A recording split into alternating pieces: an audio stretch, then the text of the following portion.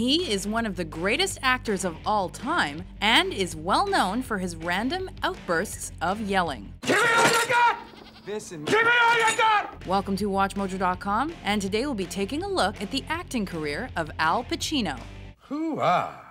Born on April 25, 1940 in East Harlem, New York City, Alfredo James Pacino attended the School of Performing Arts and hoped to one day become a baseball player. Unmotivated and failing his classes, he dropped out when he was only 17. This caused a fight with his mother that forced him to leave home. Having previously enjoyed performing in school plays and imitating Hollywood stars, Pacino decided to use the money he made from low-income jobs for acting classes. He made his start as a performer by taking parts in basement plays in New York's theatrical underground. He then joined the Herbert Berghof studio. Frequently unemployed and homeless, Pacino finally became a member of an organization for professional actors in 1966 that was called the Actors Studio. Pacino proved himself to be a talented method performer. One of his most striking features was his memorable gruff voice, and this characteristic was due to the fact that he had picked up smoking at just 9 years old. Pacino quickly found success on Broadway and landed a brief on-screen appearance in 1969's Me, Natalie. Following this, he took on the role of a heroin addict in 1971's The Panic in Needle Park. This unconventional role brought him to the attention of director Francis Ford Coppola, who cast him in the iconic part of Michael Corleone in the 1972 blockbuster The Godfather. Only don't tell me you're innocent, because it insults my intelligence. It makes me very angry. His incredible performance earned him an Academy Award nomination for Best Supporting Actor and launched the novice Hollywood talent into superstardom. Amazingly, he suddenly found himself able to pick and choose whatever roles he wanted. He opted to throw his support behind tougher, less commercial films that he considered to be more important.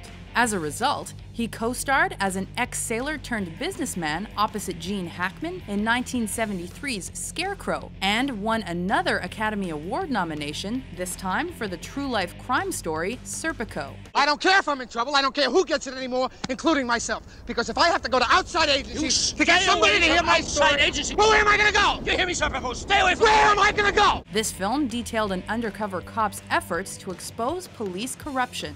He achieved similar acclaim when he played a bank robber in Dog Day Afternoon. Robbing a bank's a federal offense. They got me on kidnapping, armed robbery. They're gonna bury me, man. Reprised his role as Michael Corleone in The Godfather Part 2, and starred in 1979's courtroom drama And Justice for All. You are out of order! You're out of order! You're out of order! The whole trial is out of order! Unfortunately, these hits were followed by a major slump in his career.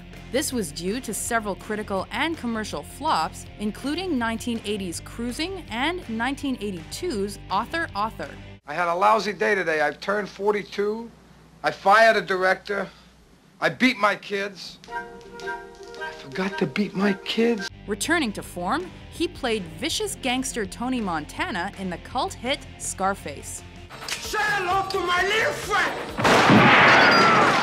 Despite this exceptionally memorable role, 1985's problem-laden and horrifically received film project Revolution convinced him to return to the stage for several years.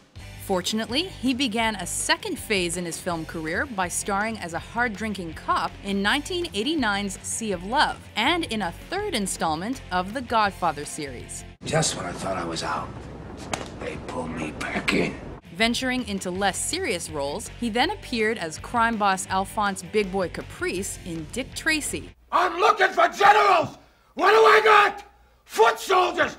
I want Dick Tracy dead!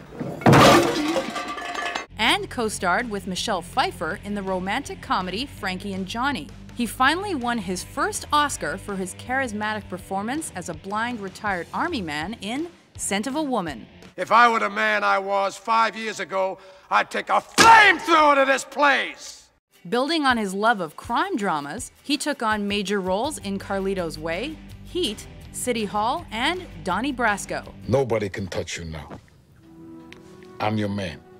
Jesus Christ couldn't touch you. He also played the part of Lucifer opposite Keanu Reeves in The Devil's Advocate. He's a sadist! He's an absentee landlord! Worship that? Never! And gave commanding performances in The Insider, Any Given Sunday, and 2002's Insomnia. Killing that girl made you feel special, but you're not. You're the same distorted, pathetic freak I've been dealing with for 30 years. Pacino continued to star in a volley of projects, including Ocean's 13, as well as an award-winning performance as physician-assisted suicide activist Dr. Jack Kevorkian in the television film You Don't Know Jack. He then announced he would co-star with fellow Hollywood heavyweights Robert De Niro and Joe Pesci in Martin Scorsese's 2011 project, The Irishman. One of Hollywood's most infamous bachelors and a dramatic on-screen force, Al Pacino has repeatedly shocked critics with his continued ability to dominate at the box office and has proved his place as a true Hollywood legend.